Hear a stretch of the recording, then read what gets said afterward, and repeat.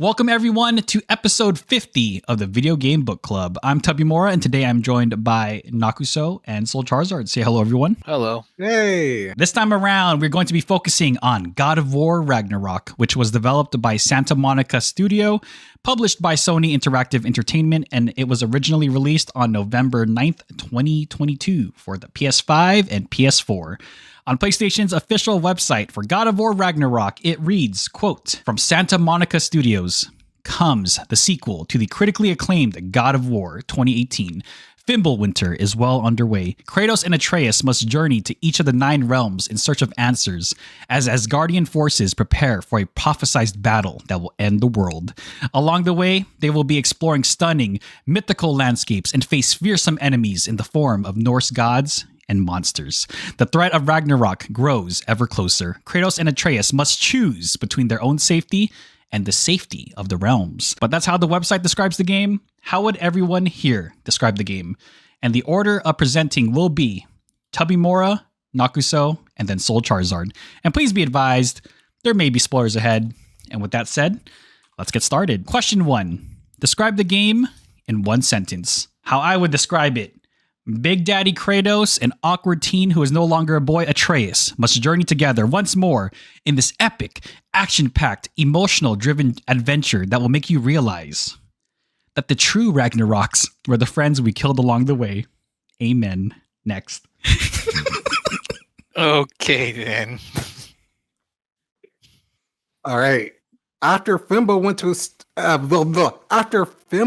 starts, life as we know it is coming to an end with one final battle. Kratos, Mimir, and Atreus set out to find Tyr, who may be the key to stop Odin before Ragnarok destroys everything.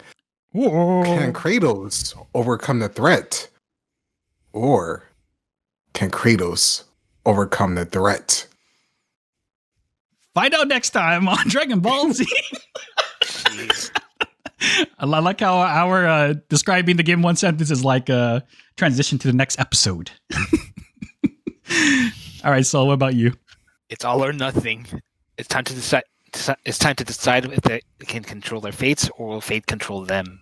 I like it. Okay, question 2. What platform did you play the game on, and briefly describe your playstyle towards the game? So I played on the PlayStation 5 using the official limited edition God of War Ragnarok PlayStation 5 controller on the second hardest difficulty, no mercy, because I wanted to get the crap kicked out of me. In terms of playstyle, I played through the main story, of course, and did my best to finish all available side quests that I could visibly see on my map and in the game. In terms of weapons, there wasn't a singular weapon I actually stuck with, as I found swapping between the Leviathan Axe, Blades of Chaos, and Draupnir Spear to be incredibly fun and engaging, especially when you combo and chain them together. Like, I just couldn't stick with one weapon. It was a great time. What about you, Noxo? Wow. Funny that you mentioned the limited edition God of War Ragnarok controller, because I also played on the limited edition God of War Ragnarok controller on PS5. What? That's crazy. Trademark. Small world, TM. So whenever my controller died, that was it. I stopped. I didn't switch to my other controller. I did not play at all until that controller was fully charged. God dang. So like most of the God of War games, I went around doing collectibles. I did as much as I could. Did I get sidetracked? Yes. Mm-hmm. But was that sidetrack worth it? And that was there's so much content to play that you don't even, it's like, you don't have to do all this stuff. Does it help? Yeah, you get a lot of cool stuff. You gotta get some extra materials, gear. You get the lore of the Norse gods. Oh. And also, I did a lot of the extra boss battles on the second highest difficulty, no mercy. I played as well. And I went around, upgraded most of my weapons. The Draupnir Spear I used quite a bit, but overall, just like you, Tubby, I used all the weapons accordingly. Used them in combos. I used the axe, the Blade of Chaos. Gotta do that 10-second spin. Dude, you had to on hard. It's always fun. It's always fun gambling if we're going to die or we're going to complete the animation. Freaking worth it though. And oh yeah, I used a big shield. The big shield. Big shield. All Yeah, I right. like the first game, 2018. Yeah, I used a bigger one. I just wanted to change it up, and it was definitely a different play style. I didn't have the parry, but I didn't die. And that's all that matters. Sure, I may be in a corner, getting bombarded by 8 attacks, screaming for my life, but that shield held up. Good job, Shield. All right, how about you, So? Unlike you guys, I played on the PS4, and I played on normal mode. Mhm. And oh boy, I do like all those weapons, especially drop near. That thing is something. It can. I love raining down spears upon my foes. Hell yeah. So next, Okay. Question 3. What are 2 things you like about the game? And we will be alternating for this one. All right.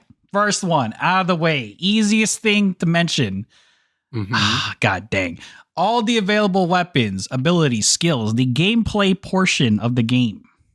Just, there's no other way to say it. It feels godly. Like, whether it's God of War Ragnarok or God of War 2018, Santa Monica has mastered like what it means to like make your attacks feel big, hefty. Each attack just has like the right amount of weight behind them. Like earlier, I said that I enjoyed swapping between all the different weapon types.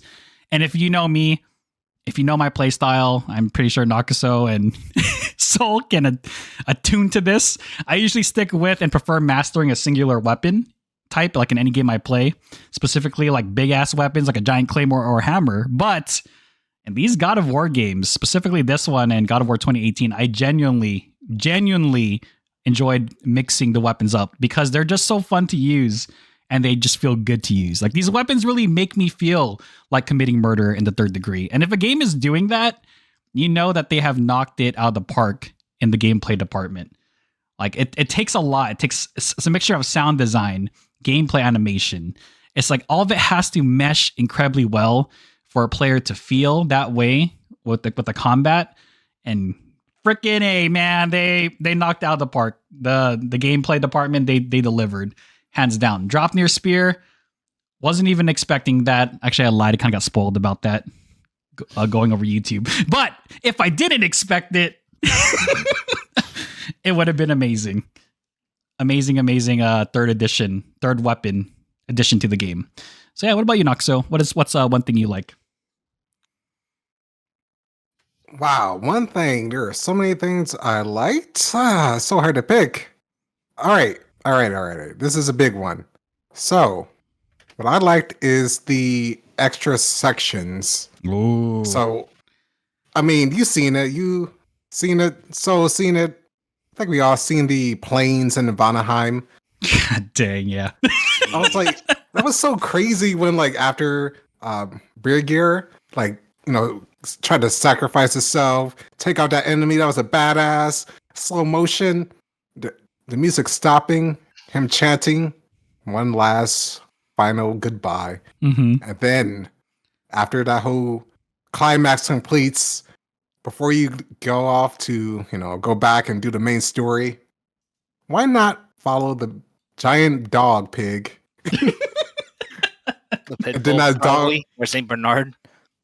The pig dog. Yeah. Pig I don't know, dog that's what man. I totally called it. Mhm. So yeah, that giant area is just incredible. So it's like it's entirely optional, but if you do it, you get a lot of cool lore. There's actually really important stuff there regarding Kratos' wife, and like, well, of course, Birgir when you try and find him, and I mean, there's a giant dragon there. There's so much stuff happening there. It's like plants. There's an underground section. There's enemies. There's chaos. There's hell. Literally, you know, sections. I don't know. I just had a blast going around there. There was like so much to do. I probably had like 2 sessions dedicated just to doing that area. There were some puzzles there, some neat interactions, and by the end, I may have died during this one part where you put your hand into a portal Yep. and some enemies come out, but Uh-oh. you know, it was worth it. And Like, that whole part, and not to mention Muspelheim, right? oh man, Good old classic. The tried and true. Yeah, seeing Tubby on stream, which is great, by the way. You should check it out. Yeah, just like seeing you play through those trials, seeing which ones kind of gave you the hardest challenges compared to me, and yeah, not getting hit. That was something. Freaking seeing you like use your axe in different ways that I never did, or seeing you just melee enemies during that one challenge into the lava. Oh, the knocking them into the pits. Yeah, it's like there's so many fun ways and these extra challenges and the side content. Even if it was easier than 2018, I still had a blast. So yeah, extra content, super awesome. You know, it's funny. You know that you mentioned that that really large side area that just opens up and it comes out of nowhere. So there was actually a game developer from God of War that stopped by and he was kind of like talking to us about it. And he said, I kid you not, he said that the reason why they added that was purely for the purpose of experimentation and just trying out different things. Like ideas that they wanted to include in the game, but they didn't want to like, force the player to do. But things they want to just experiment with. So that was the whole reason for that area. So those ideas and concepts you see, like the more open world aspect of it, it's like you can expect to probably see that something of a very similar style in other God of War games. I don't know. NDA. Oh boy. But yeah, no, I'm glad you mentioned that. Okay. What about you, Soul? Oh boy, what I like the cutscene. I like the cutscenes of it, especially the nearing the end part when you're facing the two Valkyries, or when you're like facing against Thor and Odin. That's not, like after. There, I just like those cutscenes, but mostly when with those team up cutscenes like with Atreus and Kratos versus the two Valkyries, or Freya, Atreus, and Kratos against Odin. Oh my god, yeah. God, those are just amazing. Especially how they're like seamless transitions between like the cutscenes and the combat. Yeah. and that strange instinctive synchronicity of their attacks, especially when facing Odin. Just like watching Odin getting beaten down by the Kratos and the other two, Kratos, Atreus, and Freya is just satisfying. Oh my god, that was awesome. Oh yeah, 100%. All right, next. All right, second thing. Ooh man, okay. So kind of building off of what Soul was saying, I'm gonna focus really hard in on this. Just the second thing I really liked about this game, man, the voice acting performances of the entire cast, mixed with the stellar character animations, like those facial animations, like my god, it's absolutely spectacular. God of War Ragnarok, honestly, like I had to think hard about this. It does something that you rarely see nowadays in most games. God of War Ragnarok slows down, and this game just isn't afraid to slow down the pace. And when I say slow down, I don't mean slow down to the point where you're literally getting bored of the game. I mean slow down as in slowing down with purpose, with intent. Slowing down to like help build an intense atmosphere, help heighten certain emotions, the pain, the anguish. And like when the game does this, it doesn't feel forced. It doesn't feel out of place. It just feels very natural. Like they did a great job of reading the room basically and knowing when to apply these really intense slow scenes. And you want to know how I know that this game is so successful? I can tell that it was very effective because even my own Twitch chat, especially when we were doing God of War, there was a lot of chatter in the chat a lot of times. They would simply everybody would stop talking just because of how engrossed they were with the performances and like the delivery of the characters on screen. That's how good the performances were. Everyone stopped talking. They actually were listening. And for that brief 3 minutes of like slow down and everything calming down, it really drew you into the game. So to all the voice actors, writers, character animators, all of you, well done. Y'all delivered one hell of a performance in this game. Nowadays, with a lot of these games that are coming out, they want to hit you fast, hit you hard. Everyone's attention span is so short nowadays. But it's just in this game, they were not afraid to slow down, and I appreciate that. I really do. It's And been also, I want to mention, yeah. you know how you were talking about the animations? Mhm. Like, there's like very subtle things when Kratos or someone else talk, Mhm. how their mouth moves, or like even without speaking. Sometimes I remember like when you just see Kratos like thinking about the past, about his wife during those certain sections.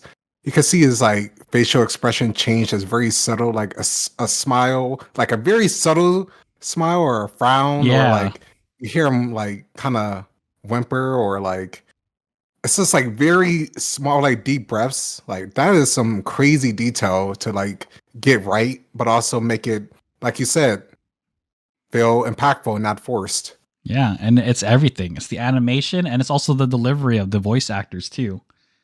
And it's just Mhm. everything just comes together, plays incredibly well. I could say specific scenes, but I don't want to spoil it in case you guys are planning on playing the game. But when those scenes come in, they will hit and they will hit you hard in the best way possible and in the most painful way possible sometimes. So yeah, that's my thing. What about you, Nuxo? I mean, this is kind of building off what you guys said, but I mean, the story. It's Yeah. like, come on, man. The characterization of Kratos and how it developed with Atreus from the first game to the second game, the new characters that were introduced, just seeing how threatening and manipulative Odin was and how Thor felt like an actual threat to Kratos. Fun fact, by the way, I believe the developers or like one of the directors said, you know, when you fought Thor for the first time and then he like he gave you a game over, they actually killed Kratos and just like revived him. Yeah, that's what I heard too. Good That's why I meme. heard it from some videos, some YouTube videos too. Oh, that was like, I mean, this parts in the story that hit you so hard. You just have so many there's a lot of stakes in this game for obvious Stakes. reasons. To stop Ragnarok, there's a lot of freaking things that happen within the story, a lot of places that you go, a lot of places that you revisit. I would just say like seeing Freya and the development with her, and like that whole side mission of her when she was talking about being married to Odin and how that life was like crappy, and then like how much she was like abused, and this you really see why she was like in that mood. Like, you know, instead of a lot of people, I don't know if it's controversial to say, but a lot of people these days say women aren't written as well, or Uh-oh. like Here we that, go. or they have like Oh boy. you know, if they're like super powerful, or like they have like a lot of screen time or Mhm. something. Someone says like, you know, you know how it is, and Yo, that's woke. on Twitter, yeah, they just but the way that they handled her character was excellent, and I'm glad they handled it with tact, and also made certain scenes, especially that one boss scene when you know she frees herself, super impactful and emotional with the music, the like you said earlier, the animations and the delivery of the voice lines, like all coming together to make such a great story. Oh yeah. It's like this. I mean, for the whole game, right? You just have different thoughts of what's going to happen. Is anyone trustworthy? Is anyone not trustworthy? Like who could die, and you know, like all that stuff, and just seeing different twists and all the stuff coming to the end, and just it felt great. Like just the climax, it didn't feel too drawn out. It felt like it ended just where it should have. I Mhm. mean, could have been more.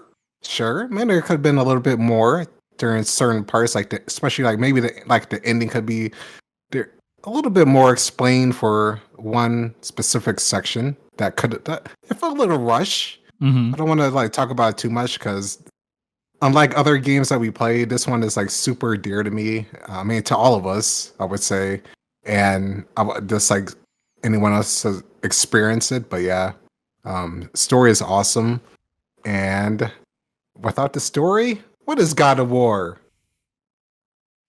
A badass game. Yeah, I guess. I mean, all the stories were, even from the first game. I mean, they're not like to the level of this, but they were always good. Oh yeah. They always had like meaning, in the end. Mm-hmm. So yeah, that is it for me. How about you? So your second thing. My second thing, man, I just like it how it just becomes a wild roller coaster ride. It was just like, just the relationship between Atreus and Kratos and their trust amongst each other. Man, even with it's just like it all led to that point of like just just trying to make amends for each other as they have kept their own secrets, especially in the previous game. Oh yeah, that's true. That's true. And not only that, it's just like Atreus' drive, just like trying to find a way to stop Odin and stuff like that. But it led to a series of unfortunate events. But at the same time, it's like these kinds of moments is perfect. Just is a perfect way to set up a good story, especially and their what's the word for like I'm trying to think of a word for it for which one? Relationship, like furthering their trust and family like that, like hardship. Yeah, further develops or strengthens their bond. Yeah, strengthens their bond for each other as a father and son thing. Mm-hmm. Especially when you have like, as you said before, Tubby, those downtime moments, you have a choice of like going to these side quests that you haven't started yet, or you can continue on with the story. Mm-hmm. And once you hit that end, it starts to dawn on you all the things you've done to get together, both main and side quests. It's just, man, you've done so much just to make Atreus like improve even more and start on his own journey as well. Dude, that ending hit me so hard, just like watching those two like go their own ways. Spoiler. But yeah, you're right. Oh yeah, you're right. Spoilers. No, but I mean we did a spoiler warning, so I know. Especially, and man, there's so many things I want to talk about that stuff. Especially like how as they go their separate ways, Kratos actually sees his other prophecy behind the storyboard. Mm-hmm. You can tell he was like starting to cry a bit more as he earned this redemption. That was crazy. I did not expect that. Like if you told me that from the first God of War, Kratos crying, this game's woke. Tears of happiness in my God of War game? Heck no. No, this is not, my friends. This is not. This is perfect. This is a perfect game, my friends. It's so weird too, like especially if you played the previous games and seeing Kratos now. Man. Without the previous Kratos God of War games, we would not be able to have this kind of. We would not be able to have the Atreus and Kratos story. I think no, you're 100% right. And I'm glad Soul brings this up because yes, you technically can play this game in 2018 as standalone, but having that extra layer from the previous trilogy, it just completely turns these games into something else. It like elevates the experience. It's like if you're eating food, just plain old food, but you don't use any like spices or herbs, kind of like add that extra layer and depth to your meal. That's kind of what the previous games do for this. It just further elevates it. Or if you have a meal that you're eating, it's a meal that you remember from maybe your childhood that your mother made. Oh God, yeah, yeah. That's right. I guess you're. Yeah. That's the best way to say it. It's also even important to notice that like the times like when Freya was still angry with Kratos, he actually tells the story of like how he became the god of war and stuff like that. And if people don't even play the previous games, then they're missing out on the whole thing. 100%. I'm with you. All right, I think that's about it. Next. All right. Question 4. What are 2 things you did not like, and how would you improve it? And same as the past question, we'll be alternating for this one. All right. So for me, my points of topic are going to kind of lead into each other, but I'm going to start with my first one. While weapon switching is pretty straightforward in this game, and it's easy using the D-pad on the controller, the weapon swap. And it's also cool that you can use light and heavy runic attacks to further extend your combos. Honestly, I still would have liked to see the developers experiment with adding combos in the game that have the sole purpose of smoothing the transition from one weapon to the next. Like attacks that will auto swap the weapon to the next weapon in line. Like I was trying to think of examples of games that have done it that we played on VGBC, and I guess one example would be Star Wars Jedi Fallen Order, how you can swap between the different lightsaber modes. I think if they were to add a skill tree that increases the potency and skill level of these weapon attacks that help ease the whole swapping mechanic, I think it'd just be pretty sick. It would give us more options in terms of playstyle, which will lead again to my second point. It will enhance my second point, but I will leave it at that for now. Weapon switching mechanics. I like to see them further develop on it, especially now that we have at this moment 3 different weapons to pick from. What about you, Noxo? All right, so my first thing I didn't like and how I would improve upon it. I mean, this may be because I played this game 2 times in Tubby. We initially started this game a long time ago, and then it's not wrong. Some things happen, and then we both we played on normal at the start, didn't we? Or then we swapped to hard. Back to hard when we caught up. Yeah. That's what we did. So playing the second time around, I didn't. I mean, it was great the first time, but the second time doing the Angraboda section, that was what was it? Jotunheim? Yeah, Jotunheim. Yeah. Dude, that part, second time, I was super dragged out and boring. That section is like a part where it slows down, which is great the first time, but when I'm just playing through it the second time, like how slow you are on the yak, on Yala, dude, I did not like that part. I was like, oh my God. I just had to put something on because I already knew that section because I got past it before. Well, that's a you problem. Okay. No, I've seen that a lot online that people did not like that part of the game.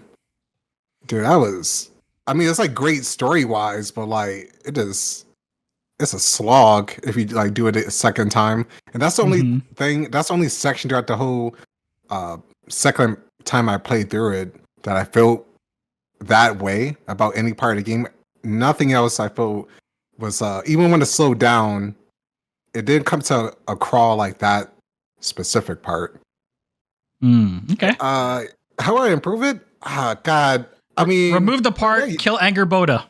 Gotcha. That yak Whoa, hold on there. Oh, kill the yak. No. No. Make it faster. Oh my God, I don't want to do it. It's so slow. It's maybe not a yak. Maybe a faster animal. No, the yak should just move faster. Yeah, basically. Dang it, Yala. Go work out some more. Besides the yak parts, I like the other parts because when you're moving on foot. But that part was just oh God. God, good going, Yala. I'm not sure how you. I mean, you guys only played through it once. I played through it twice. What did you think the second time? Did you mind it or? I didn't mind it, especially considering what had happened up to that point, the huge argument and how tense it got. Personally, I didn't mind it, especially the first time. The second time, I was like, well, the second playthrough, I did. I just wanted to get back to where I was starting. Honestly, that's all I could think about. So all of it was a blur to me. Okay. But then again, you won't be. But then again, you wouldn't be able to revive the snake that lost its soul. at that point. I don't think Noxo's saying like, because the importance of it is clearly there's a reason why it's there. It's just, I think he's just saying it's dragged out a little too long. Oh yeah. Mm-hmm. Yeah, that's true. It's just a little too long and dragged out with like how slow paced. It's just the yak part. That's it. Yeah, sorry, y'all. You didn't make the cut. It's like multiple parts to that. If it was like one, it's fine. But man, yeah, it's something. Less Anyway. Yala, more rock throwing segments, rock skipping. Oh, I like that one. I like that. Tough mini game. All right, how are you, So? What I didn't like. Oof. After seeing Atreus like mature more, maybe there should be more. I feel like, actually no. Do I really have any dislikes? I don't think I do. If you don't, it's okay. No, I really don't. Actually, wow, this might be the first time I don't have a dislike. Maybe Okay. only dislike I don't. Maybe the only dislike is the fact that Brock's death has to be the cause of to make them go forward in Ragnarok. Dang, you dropped a major spoiler. But again, everyone, we did say there may be spoilers ahead. Agree. Yep. You guys signed the contract. You guys signed the contract. So I was still shocked, even though this is a spoiler. I was like, what? Did so just say that? But when I was your stream tubby, when you were at that point, I did not say anything. I knew it because I played it before you guys, and I was like, awful. No. It was awful. Especially with Sindri that hurts the most. I'm not sure if you guys did the end game quest to see the funeral. I did, but Tubby didn't. I'm not gonna say anything. Nope, I'm not gonna say anything. Then. Yeah, cool, thank you. All right, but yeah, that's the only thing. But okay, that's fine. I guess, but then again, that's just it's a like, but I don't like it how I don't. It's a like, but don't like at the same time. It's a painful like, which could be a dislike. It is. Fair enough. Especially when he lost like a good chunk of his soul. He can't go to the lake of souls anymore. Mm-hmm. Which kind of sucks, but at the same time, it's a bit of Sindri's fault on that part. 100%. That was just painful in general. It's tragic and painful, heartbroken, and to all you viewers out there, make sure if you really do care for your siblings, make sure to give them a good hug and drop on by once in a while. Yeah, check in on them. Tell them how much you care. Agreed. All right, next. Okay. Second thing. It's kind of linked. And again, these aren't like things were like deal breakers for me for this game. These are just things I like to see and improve. And usually we've come to a realization in VGBC that if it gets to a point where you're just saying things you want to see, but it's not necessarily a dislike, then the game is firing off on all cylinders. Okay. So second thing that kind of links up to my first point. Again, this is just a personal request at this point. I want to see them do it. And I know Nakaso and Sol are probably going to be like, I think I know what he's going to say. I want to see Kratos wield some type of heavy, slow, hard-hitting weapon. Something like a big-ass claymore or giant hammer. I don't care. I want to see them at it in this. I want to see it in this style of game. I can see a two-handed sword. Yeah, just hammer? like I'm not sure if it goes with the Norse. All right, big ass blade, something heavy. I don't care. A giant fish, why not? But ooh, the Cod of War. Yeah, the Cod of War. Bring that back, by the way. Amazing skin. I just want a really large weapon. I don't care what it is. Giant sword, giant hammer. When you hit something with it, you putting all your force, all of your strength into the attack. Does a massive amounts of damage and knockback. I think this would be something sick to implement into the game, especially. Again, alluding to my first point, especially if Santa Monica were to further develop and hone the whole weapon switching combat that I was talking about earlier. Like the giant claymore or hammer weapon, after using it, it could stay on the field after each use, and it can be used to further extend combos.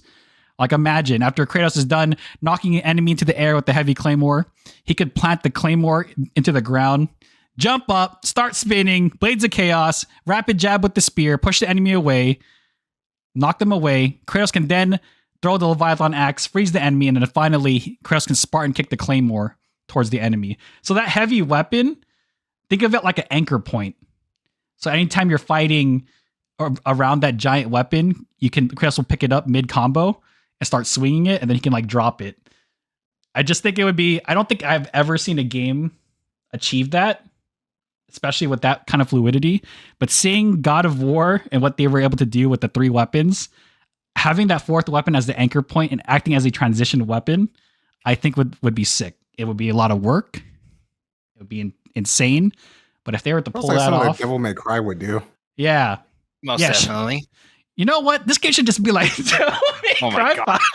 Man, we really need to play Devil May Cry 5 because it seems like a lot of that stuff, that transitioning, that's like Devil May Cry. Oh man, a little bit too much, don't you think? Yeah. So you should nominate that game. Oh gee, I would, but I already played that game. 50 points. Anyways, what about you, Naxa? What's one more thing you'd like to see? Well, I can kind of build off of what you said in a way. So I'm going to add something that are a very beloved or maybe not beloved game to some, Genshin Impact. Ah! You know, I'm going to say, I wish there were loadouts in this game. I think I say more waifus. No, I'm good. I wish there were loadouts in this game. So I'm going to build off of what you said. So with your weapon switching, you know, to add even more variety, you know, you have these ruins in Ragnarok and also the different armor sets that give different things. I really wish and then you have the different shields and stuff, right? Mm-hmm. I mean, most of the game I stuck with this one shield. Same. I stuck with I changed my ruins like here and there, but there were definitely ruins I wanted to experiment more with, but I just didn't feel like switching and swapping all the time. I just did it when it came to like certain parts of the game, like maybe when I was doing the Muspelheim for that specific place, I did something. But most of the game, even though you got like a lot of different rune sets and with different stat bonuses and effects, if you're having different loadouts, I would have definitely tested more to see, you know, maybe some is more beneficial with the axe weapon or more benefits with the Blades of Chaos, right? Mm-hmm. But it's just I didn't really want to swap between each time, and because it took me out of the flow. I mean, this game is like when it gets good, right? You just don't want to stop. So just a transition into, I don't know, probably like 5 or 6 just slots that you can just change your weapon. Your armor and your runes would go a long way for me. Mm-hmm. Okay. It's more, again, you know, like it's like Tubby's point, So's point, more like quality of life stuff or nitpicks at this point for me. And yeah, that is my second thing. All right. Then Sol, do you have anything, or do you want to move on to next question? There is a dislike, but I can't remember. I can't vaguely know it, but guess no. I don't really have any dislikes. This game is just almost too perfect. Okay. Really. Sounds good. Let's move on to question 5 then. What is your final verdict and final rating from 0 to 10 using a 0.5 scale? Oh my God. This game, this journey, this whole experience was just freaking incredible, man. Like, in fact, the whole reimagining of the God of War series and the reinvention of the franchise it's just absolutely insane when you think about it. I've spoken with Naxo and Sol about this like so many times, but Santa Monica, my God, they had the balls, the massive cojones to take such a huge risk to fundamentally change not only Kratos' key character traits and their approach, like the storytelling as a whole, but they also made such a drastic shift in the gameplay department. And they did this for such a popular game franchise that was just known to sell well. Hell, it's my favorite game franchise. It's just completely unheard of. Developers rarely, if ever, they rarely take this kind of risk. I don't know how much that has to be like stated. Like, this is something you never ever see. And you know what? It 1,000,000% paid off. In my opinion, this game, this whole franchise, seeing it from the very beginning and seeing how it has evolved in every facet possible, the characters, the gameplay, the story, like this game, it has more evolution than the Pokemon games in their entirety. There, I said it. I don't freaking care. Bring on the dislikes. I mean, that could be its own topic, but it's just the evolution of this game franchise and the way it's always tried to propel itself forward. Like, name another game franchise that has done this level of drastic changes and has succeeded. It's very difficult. I know a game, but I know it's not. I mean, it did extremely well, but it's like yeah, but you can't count. You can't count. Yeah, you can't count like all those games with more than two hands, right? It's like it's a very select few games. The game I'm thinking about is Risk of Rain 2. How it went from that 2D to the third person. Oh yeah, that's a good one. But I mean, like, for God of War, with how long of a series it's been, because the first game came out in 2005, and how many games that there has been in that franchise. From the PSP to the phone, the mobile phone, they had a game. It's just they had a mobile phone game. Exactly. That's why I'm like, look at the history of God of War, like how many games it has under its belt, and how it's still trying to evolve itself. Like that's what is so insane. And I know I'm cheating a bit because I'm also combining my previous experience and that awe and that excitement from 2018.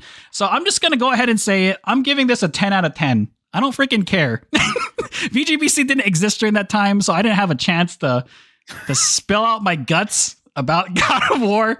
So I'm adding it here. So yeah, 10 out of 10. Would eat at Ragnarok again. This score isn't even just God of War Ragnarok. This score is like God of War 2018 and this game, like, combined together, because it kind of just led into this.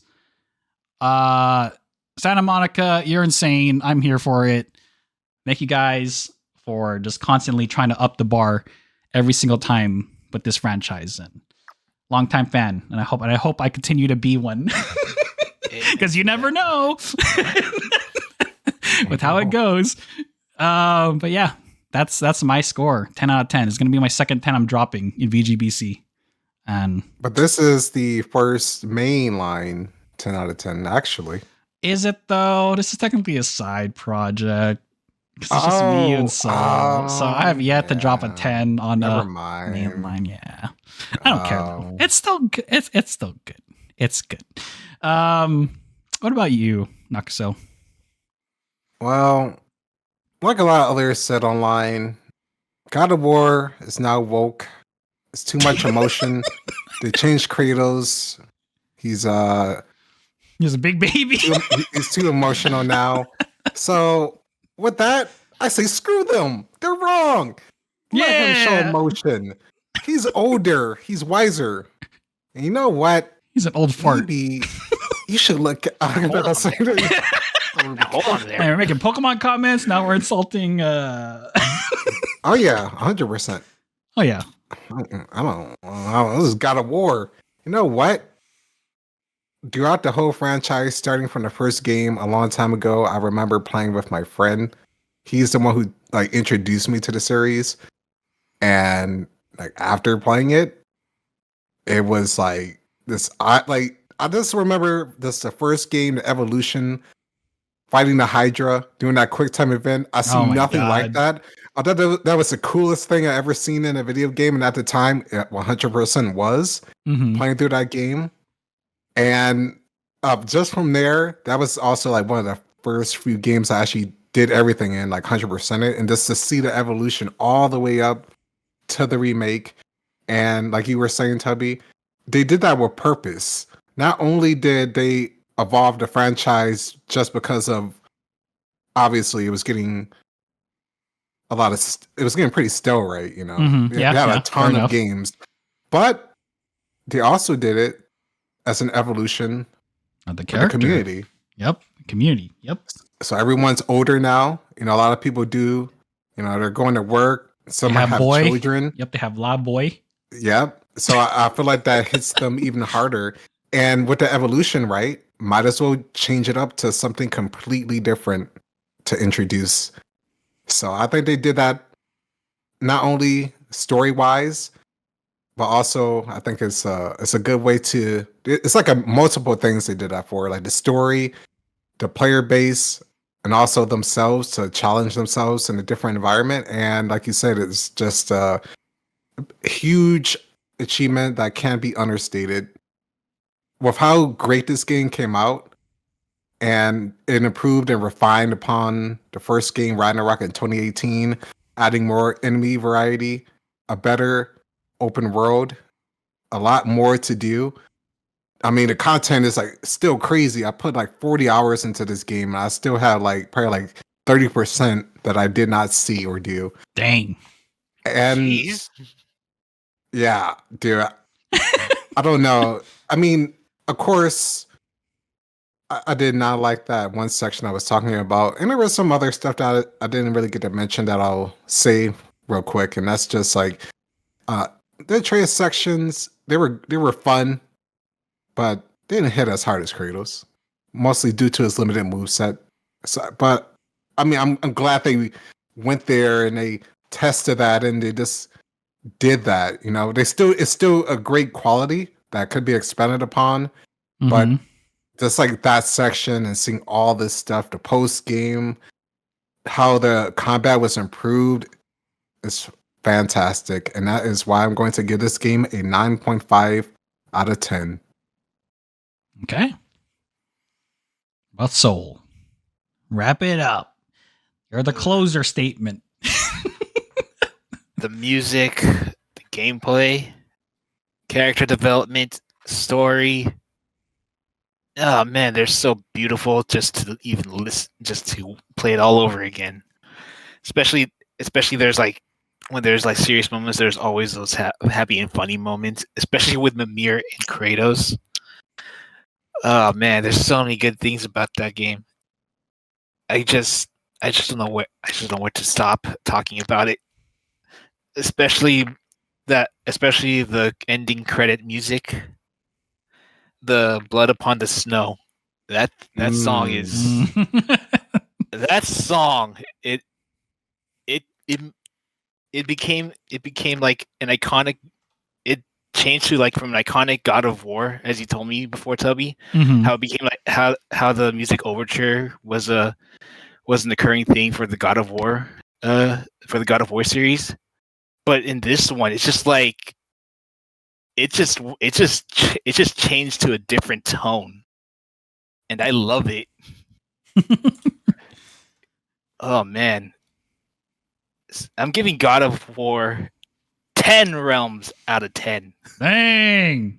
All right. And extra realm. Extra realms. Third game confirmed. Valhalla is coming up next, boys. I guess so. It's the only way to head. All right. Okay. So with that said, got a rating of 98.3% or 29.5 out of 30. There you go. Amen. Amen. But Soul, my good man, Yes. do you know what time it is? I don't have my watch on me, Toby. Can you please tell me? It's bonus mystery question time, dude. All right. Bonus mystery question All time. right. We get So let's see what's going to happen. Bonus mystery questions were prepared ahead of time by everyone here, but no one knows who or what will be asking the question. It is going to be time to spin the wheel of mystery, swapping over right now. Spinning the wheel in 3, 2, 1, spin. Oh, land on me. Land on me.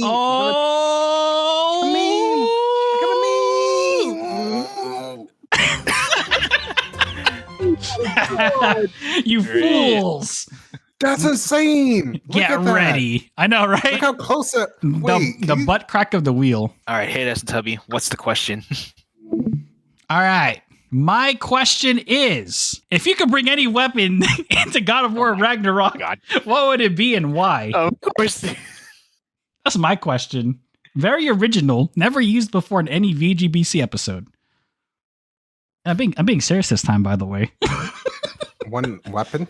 If you could bring any weapon into God of War Ragnarok, fill that fourth weapon slot, what would it be and why? That's the question.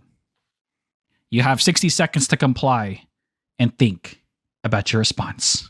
Amen.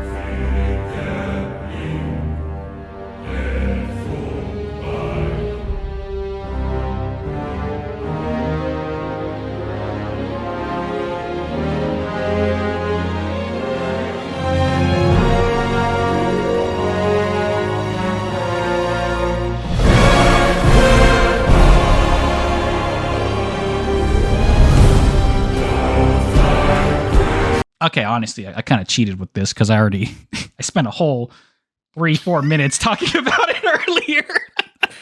A big ass sword or a big ass hammer. But I started thinking very quickly, started panicking. I didn't know what to pick. I had to pick a very iconic weapon. And I think the answer was staring at me all along. This very specific Overwatch Funko Pop, actually. Reinhardt's hammer would actually be incredible for Kratos to use, especially because it's rocket propelled.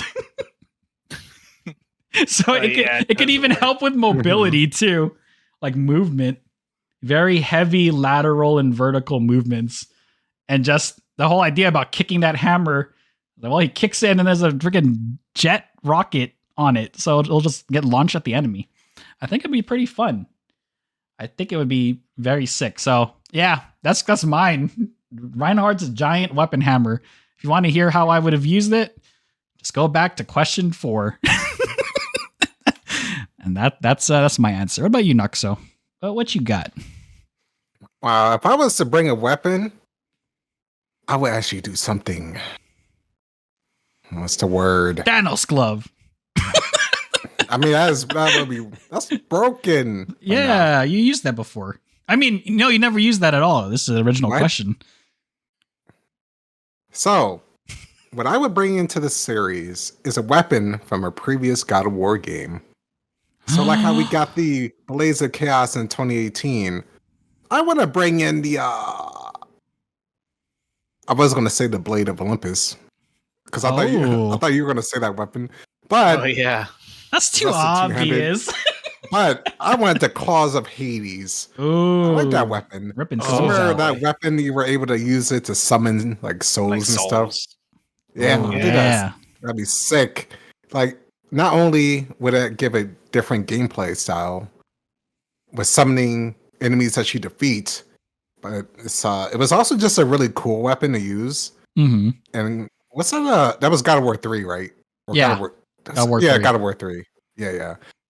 I just think that weapon would be cool just to harness the souls of your enemy. Could just have its own gameplay style. Depending on how many souls you collect, you can unleash a burst and maybe a giant, a giant wave of souls.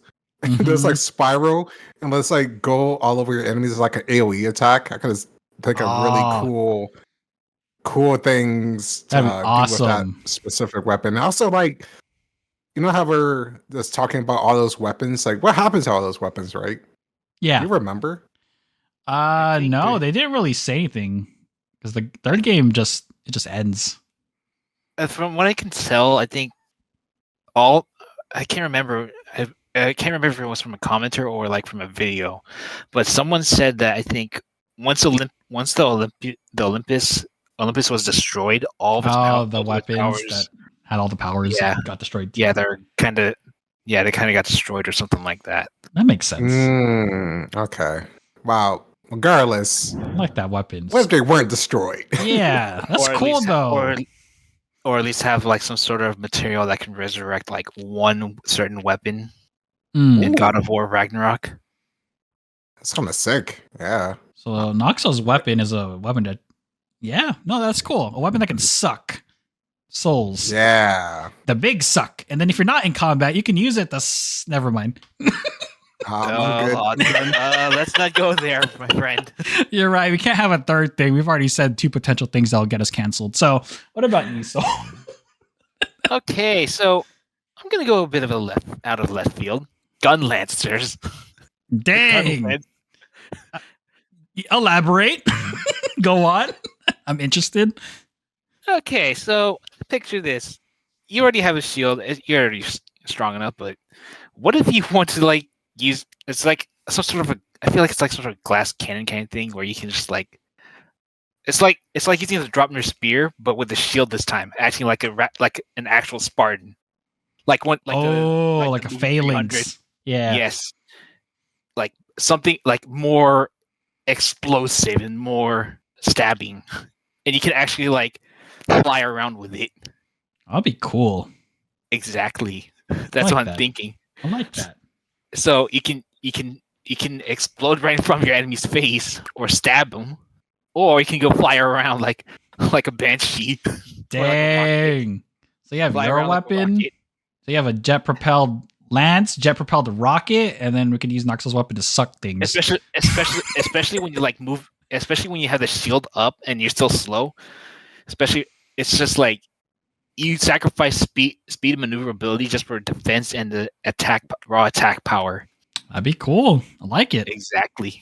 You never had a gun weapon, right? Or ability in God of War? I don't think so. It's mostly been like bows and arrows. Yeah, that's the closest thing we can get to for a firearm, basically. Yeah, I'm down. If Hades can do it, God of War should be able to do it. I like it. Yeah. Let's hope Hades has that too. A gun lance weapon. And Hades too. Just think about you never know, man. You never know. That'd be sick though. Or like Monster Hunter related weapons. I am down to see that. Let's do it. Let's see it, Hades 2. Crossover. Yeah. Monster Hunter. Exactly. I'd love to see that. I'll pay an arm and a leg for it. I don't care. All right, bet. All right, let's do it. Okay, let me see your arm and your leg then. All right. We'll see when we get to when we see each other again, man. Okay, all right. I'll bring the hacksaw. It's a joke, by the way. Whoever's listening to this, I'm actually gonna do it. God of War axe. No, Oh, you're right. The God of War axe that Oxo got. All right. Oh yeah, that's right. Okay. All right. Next time I see you. Yeah, I was also thinking of the equivalent exchange, but okay. No, not for this one. I'm just gonna chop off your. Okay. Anyways, that concludes this episode of Video Game Book Club. Thank you for tuning in, and if you enjoyed this video, please be sure to like, follow, and subscribe to the channel on YouTube, Twitch, Spotify, whatever platform you can find us on. And if you'd like to join the Video Game Book Club Discord and play and discuss video games alongside us in the community, have your review featured.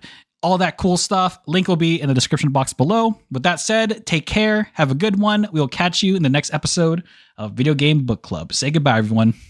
Adios. Yeah. Track you down and hear the truth coming straight from you. Never knew where you had run your only son. The child you never knew I could have been someone. And the only thing I'm sure I wish I never cared. If you did, you wouldn't.